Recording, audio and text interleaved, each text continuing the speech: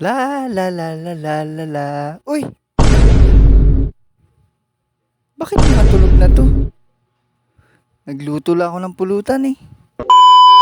Isang magandang araw na naman sa atin mga kachibas. Ngayong araw nga pala ay may nagyaya na naman sa atin makipag-inuman. Kaya nga agad nang inihanda ang espesyal na pulutan. Kaya nga nilagay ko na ang pampalingas, charcoal, kawaling 1 taon nang walang hugas. Isinunod ko na rin hugasan ang karne ng dinosaur. Ang karne nga pala ng dinosaur ay nagmula pa sa bundok ng Tralala. Dahil gusto nga nilang makatikim ng putahe ng dinosaur. Siyempre dahil expert ako magluto ay ipaghahanda ko kayo niyan. Siyempre ang dati ko nga palang course ay AB, Advanced Vulcanizer. Isinunod ko na rin nga palang hatiin ang karne ng dinosaur sa dalawa. Dinalawa ko na kasi alam kong di ka marunong makontento sa isa. Charot! Matapos ko ngang mahiwa sa dalawa, inilagay ko na tong pampalasa. Yan nga pala ang isa sa aking secret recipes. Hindi ko na rin nga pala yan binalatan kasi hindi naman ako kakain yan. Charot! Ayan, kompleto na ang Ricardo. Pwede na siguro yan. Nang mailagay ko na nga ang aking secret recipes, ay minekos-mekos ko na yan. Mekos na yan! Tornado na yan, insan! Sobrang sarap na yan. Isinunod ko na nga pala tong gayatin ang pampautong. Alauna, 2:00, 3:00 at wala. Nadurog na sa pamamagitan ng aking kamay. Ayan, bilib na naman kayo. Ngayon naman, papakitaan ko kayo kung paano magdurog ng sili. Alauna, 2:00, 3:00. Ayan, durog na naman ang sili. Ayos ba? Habang binababad ko nga pala ang karne ng dinosaur, ay pinuntahan ko muna sila. Sa sobra daw ng tagal ng luto ng pulutan, kaya nauna na silang uminom. Kayo talaga, sige, hindi nyo matitikman ang luto ko para sa inyo. Teka nga pala, ang aga nyo naman uminom. Siguro may broken na naman sa inyo. Habang nag-aantay nga pala ako ng pagbabad ng karne, pinakain ko muna tong alagang aso. Ayan, sinimulan ko na nga pala itong prituhin. Babaliktarin ko nga pala ito sa isang pitik lang. O diba, ayos ba? Oh yeah. Habang piniprito ko nga pala ang karne ng dragon, ay nakitagay na rin ako. Sobrang uhaw ko na nga pala dito, kaya nag-shot muna ako ng isang tagay. Isang tagay para sa tagumpay. Bigla ko nga palang naalala, wala pa pala silang pulutan. Naku, ang alat na naman ang panglasa ko nito. Di bali, sanay naman ng walang pulutan. Kahit asin lang nga ang pulutan, okay na. Buti na lang meron pala kayong dingdong dantes na pulutan. Nang matapos nga maprito itong karne ng dragon, ay tinadtad ko na rin ito ng maliliit. Liitan ko lang daw para matagal maubos. Ano kaya kung ipagiling ko na lang para mas matipid? Kayo na nga ipagluluto ng pulutan, kayo pa ang nagrereklamo. Tatagalan ko nga itong magayat para mamaya ilasing na kayo. Para mamaya ay may libre na naman kaming ulam. Ano?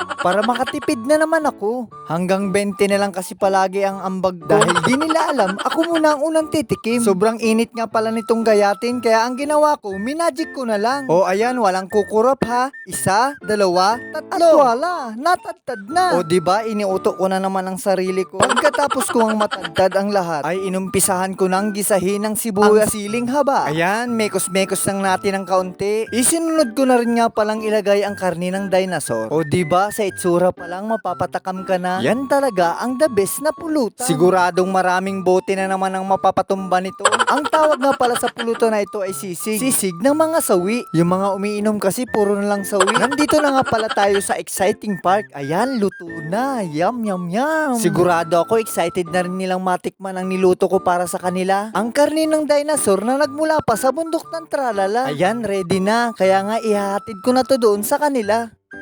La la la la la la la. Uy! Bakit mga tulog na to? Nagluto lang ako ng pulutan eh.